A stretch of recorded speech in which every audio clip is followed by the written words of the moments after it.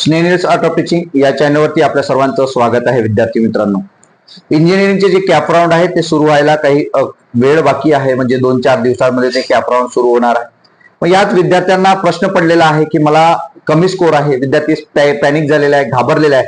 मला माझी इंजिनिअरिंग करायची इच्छा होती परंतु मला स्कोर बरोबर आलेला नाही, मला चांगलं कॉलेज मिळणार का, असे विविध प्रश्न विद्यार्थ्यांच्या डोक्यामध्ये येत आहेत. तर त्या विद्यार्थ्यांना सांगू इच्छितो, विद्यार्थी मित्रांनो, घाबरण्याचं कोणतंही कारण नाही. तुम्हाला कोणतं ना कोणतं तरी कॉलेज मिळणार आहेच.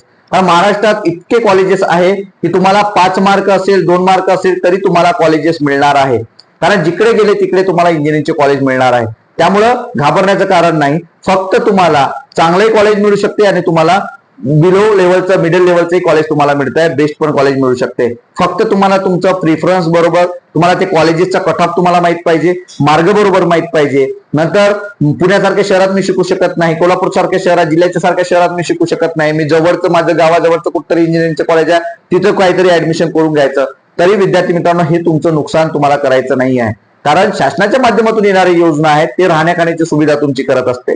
इतर जे काही फीजची, स्कॉलरशिपची जी योजना आहे ते तुम्हाला 100% SC ST विद्यार्थ्यांना आहे, मुलींनाही मोफत आहे. त्यामुळे पैशाची काही त्या ठिकाणी अडचण नाही, राहण्याची अडचण नाही, पुस्तकांची अडचण त्या ठिकाणी नसणार नाही आहे. तर यामुळं आपण जर घाबरले असाल तर घाबरू नका. तुमच्यासाठी उपाय म्हणजे आपल्या या स्नेहल्स आर्ट ऑफ टीचिंगच्या माध्यमातून तुम्हाला मदत करण्यासाठी आम्ही तत्पर आहोत. ते फ्री ऑफ कॉस्ट, कोणती काउन्सिलिंग बॅच नाही, काही नाही. 1ही रुपया तुम्ही आम्हाला द्यायचा नाही आहे. फक्त तुम्हाला मदत मागायची आहे, गरज पडली तिथं तुम्हाला मदत आम्ही करायला तयार आहोत विद्यार्थी मित्रांनो. कारण शासकीय योजनांच्या माध्यमातून, इतर गोष्टींच्या माध्यमातून. मग यामध्ये विद्यार्थ्यांचा सध्या स्कोप असणाऱ्या ब्रँचेस कोणत्या? मग विद्यार्थ्यांना स्कोप असणाऱ्या ब्रँच कोणत्या? CS आहे, IT आहे, ENTC आहे. त्यामध्ये विद्यार्थी काय करतात, अजून मेकॅनिकल आणि सिव्हिल. मग यामधला फरक काय असणार आहे? विद्यार्थी कुणाकडे जास्त वळण्याचा म्हणजे वळत आहेत? स्कोप काय आहे? विद्यार्थ्यांना, काही पालकांना जर आपण सांगितलं की काका CS करायचं की IT करायचं किंवा CS मधलं AI करायचं, तर ब्रँचेस जे आहे त्या ब्रँचेस मध्ये विद्यार्थ्याला डोक्यात घालून गेलेलं आहे की CS. आता CS कमी झालेला आहे, आता AI अशा पद्धतीनं डोक्यामध्ये घातलेला आहे. परंतु यातला फरक नेमका काय आहे तो आपण फरक या ठिकाणी जाणून घेणार आहोत. आणि दोन्ही ब्रँचेस, एक टेक्निकल ब्रँचेस आणि सिव्हिल ब्रँचेस मध्ये जे कोर ब्रँचेस आहेत त्याचा तो आपण या ठिकाणी फरक बघणार आहोत. तर यामध्ये CS जर आपण बघितलं, CS, IT आणि ENTC ह्या तिन्ही ज्या ब्रँचेस आहेत, ह्या तिन्ही ब्रँचेस आपल्या टेक्निकल ब्रँचेस आहेत. ह्या तांत्रिक ब्रँचेस आहेत, टेक्निकल ब्रँचेस आहेत. हे आपण या ठिकाणी बघणार आहोत. मग विद्यार्थ्यांना जर CS आणि IT मधला फरक जर आपण सांगितलं, पण त्यातल्या सुद्धा ब्रँचेस आपण पाहिला, तर हा फरक स्पष्ट करणं गरजेचं आहे. आणि हा फरक पालकांना सुद्धा माहित असणं गरजेचं आहे आणि प्राध्यापकांना, शिक्षकांना सुद्धा माहित असणं गरजेचं आहे. किंवा इतर जे शिक्षक आहेत, जे शिक्षक वृंद आहेत, त्यांची मुलं सुद्धा NEET-JEEच्या माध्यमातून या सर्व गोष्टी करत असतात किंवा बाकीच्याही माध्यमातून इंजिनिअरिंग करत असतात. तर त्यांना सुद्धा MSCETच्या माध्यमातून त्यांना सुद्धा ही माहित असणं गरजेचं आहे.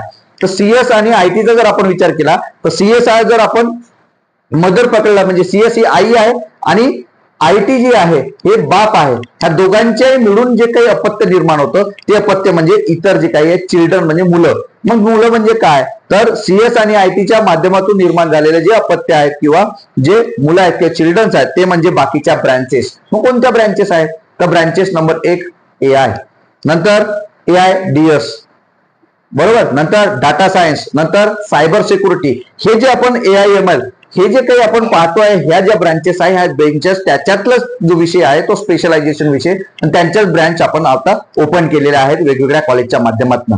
पण पहिल्यांदा कोणती ब्रँच आलेली आहे? CS आलेली आहे. मग त्याच्यातच IT आणि ह्या दोन्ही मिळून जर ब्रँचेस आपण, जसं एखादा विषय जर आपण BA चे विषय पकडले तर त्यामध्ये आपल्याला इकॉनॉमिक्स येते, त्यामधून आपल्याला पॉलिटिकल असते, त्यामध्ये आपल्याला सोशलॉजी असते. परंतु त्यात जर तुम्हाला स्पेशलायझेशन करायचं असेल तर मग त्यात MA आपण करत असतो. मग MA कोणत्या विषयात करता? एवढ्या विषयामध्ये MA होत नाही, तर आपण एक विषय त्यातला चूज करत असतो, म्हणजे मग इकॉनॉमिक्स. म्हणजे BA प्लस इकॉनॉमिक्स विषयाला आपण स्पेशलायझेशन करतो. इकॉनॉमिक्स मध्ये आपले स्पेशलायझेशन, त्याचा विशेष अभ्यास आपण त्या ठिकाणी करत असतो.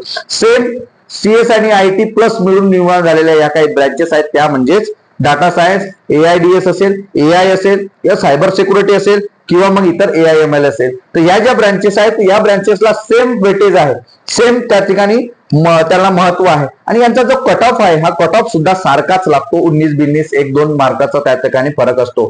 मग पालकांना मी हे सांगू इच्छितो की विद्यार्थ्यांना सांगू इच्छितो की तुम्हाला सीएस जर देत असेल सीएस करा, परंतु सीएस मधून जर तुम्हाला एएमएल भेटत असेल किंवा डाटा सायन्स मिळत असेल किंवा सायबर सिक्युरिटी मिळत असेल तर ते सुद्धा करा, कारण ती त्यातलीच ब्रँच असणार आहे. त्यातच एक पर्टिक्युलर स्पेशलायझेशन करून त्याचा एक ब्रँच निर्माण केलेली आहे, जी डाटा सायन्स असेल किंवा सायबर सिक्युरिटी असेल किंवा एआय असेल. तर त्यामुळं आपल्याला सर्वांनाही त्यामध्ये कंपनी जी काही मिळणार आहे किंवा तुम्हाला पॅकेज जे मिळणार आहे त्यातही सुद्धा तुम्हाला डिमांड खूप जास्त असणार आहे, डिमांड खूप जास्त असणार आहे. त्यामुळं ह्या ज्या ब्रँचेस तुम्हाला मिळत असेल तर त्या ब्रँचेस तुम्हाला अत्यंत महत्वाच्या असणार आहे. एका पालकाला जर मी विचारलं की तुम्हाला काका सीएस द्या, सीएस तुमच्या पोराचा नंबर सीएस ला लागलेला आहे, म्हणजे एआय ला लागलेला आहे आणि सीएस ला दुसऱ्या कॉलेजला लागलेला आहे, तर तुम्ही कोणती ब्रँच तुम्ही त्या ठिकाणी करणार? तर पालकांनी उत्तर दिलं की नाही मला सीएसच पाहिजे. पण त्या पालकांना या गोष्टी माहित नसते की सीएस सध्या जिकडे तिकडे प्रसिद्धी एवढी झाली आहे की सीएस सीएस सीएस, पण त्यांना हे नाही माहित की सीएस मधलीच एक ब्रँच म्हणजे एआय आहे, त्यालाही तेवढंच वेटेज आहे. म्हणून त्यांना या गोष्टी माहित नसते, त्यांना हे सांगणं गरजेचं आहे, त्यांना हे समजून घेणं गरजेचं आहे. तरच तुम्हाला त्यामधील जे काही ह्या ब्रँचेस आहेत या ब्रँचेसच्या माध्यमातून तुम्हाला सुद्धा चांगला स्कोप सुद्धा आहे. म्हणून या ब्रँचेस तुम्हाला मिळत असेल, तुम्हाला चांगलंही होत असेल तर तुम्ही नक्कीच या ज्या ब्रँचेस मी तुम्हाला सांगितले डाटा सायन्स सायबर सिक्युरिटी या 2 वर्षापूर्वी आलेल्या ब्रँचेस आहेत. यापूर्वी सीएसएस ब्रँच होती आणि त्यामधून आयटी आणि बाकी एनटीसी जे आहे हे 2 वर्षात आता आलेल्या ह्या ब्रँचेस आहेत, ज्या कोर म्हणजे हे बनवण्यात आलेले आहे, यांच्या स्पेशलायझेशन बनवण्यात आलेलं. आणि मग आता राहिलेलं आपलं मेकॅनिकल आणि सिव्हिल. तर सिव्हिल आणि मेकॅनिकल हे काय कोर आहे, कोर ब्रँचेस आहेत. या कोर ब्रँचेस मध्ये घेणारे कोण असतात? मुलं ज्या विद्यार्थ्यांना स्पर्धा परीक्षेकडे जायचं असेल, ज्यांना आरटीओ बनायचं असेल मेकॅनिकलला जातात, सिव्हिल इंजिनियर बनायचं असेल सिव्हिलला जातात, ज्यांना स्पेशल कुठेतरी स्वतःचा धंदा ओपन करायचा असेल, लायसन काढायचं असेल ते सिव्हिलकडे जातात. मग अशाच हे कोर जे आहेत, मग यामध्ये कोर मध्ये स्कोप नाहीये का? आहेत, पण तुम्हाला कॉलेजमधील किंवा त्या तुमच्या ब्रँच मधील पहिल्या 10 मध्ये तुम्हाला येणं अपेक्षित आहे, तर तुम्हाला त्या ठिकाणी वेटेज असेल, तुम्हाला महत्व मिळेल, तुम्हाला सुद्धा पॅकेज त्या ठिकाणी मिळू शकते. जर तुम्ही पहिल्या 10 मध्ये बिलो लेवलचं कॉलेज असेल तरी तुम्हाला पहिल्या 10 मध्ये जर तुम्ही मेकॅनिकल किंवा याच्यात इलेक्ट्रिकल किंवा इतर जे काही असेल सिव्हिल असेल तर या ब्रँचेस मध्ये तुम्ही जे शिकत असाल तर तुम्हाला या पहिल्या 10 मध्ये येणं अपेक्षित आहे, तरच तुम्हाला त्या ठिकाणी स्कोप मिळणार आहे. तर अशा पद्धतीने या जे स्कोप आहे, तुम्हाला जो फरक मी तुम्हाला सांगितला आहे की सीएस आयटी आणि एनटीसी आणि त्या 2 ब्रँचेस आपल्या जे काही कोवर आहे तो जो मेकॅनिकल आणि इलेक्ट्रिकल, मेकॅनिकल आणि आपलं सिव्हिल जे आहे त्या दोन्ही ब्रँचेस मधला फरक मी तुम्हाला सांगितला आहे. मदर आणि फादर आणि त्याचे चिल्ड्रन्स जे काही आहे हे सुद्धा मी तुम्हाला पटवून सांगितलेलं आहे. तर तुम्हाला ही जी माहिती आहे ही माहिती आजचं अपडेट दिलेलं आहे. हे अपडेट आपल्याला कसं वाटलंय नक्की कमेंट बॉक्स मध्ये कळवा. मदत लागत असेल तर नक्कीच मदत आपल्याला कुठलेही कॉलेज असेल, नागपूर पुणे कुठलेही कॉलेज असेल तरी आपण मदत देणार आहोत, तुम्हाला मदत सांगणार आहोत. यासाठी आपल्याला डिस्क्रिप्शन बॉक्समध्ये असलेला माझा नंबर, त्यासोबतच व्हॉट्सअप ग्रुपला असलेला माझा नंबर यावरती जॉईन व्हा, जेणेकरून तुम्हाला कायमस्वरूपी इतर जे अपडेट आहेत ते अपडेट आपण कायमस्वरूपी कॅप राऊंड पर्यंत तुम्हाला कॉलेज टाकणे, पहिला राऊंड, दुसरा राऊंड, इन्स्टिट्यूशन राऊंड जे काही असेल ते सर्व आपण त्या ठिकाणी सांगणार आहोत. विद्यार्थी मित्रांनो, धन्यवाद.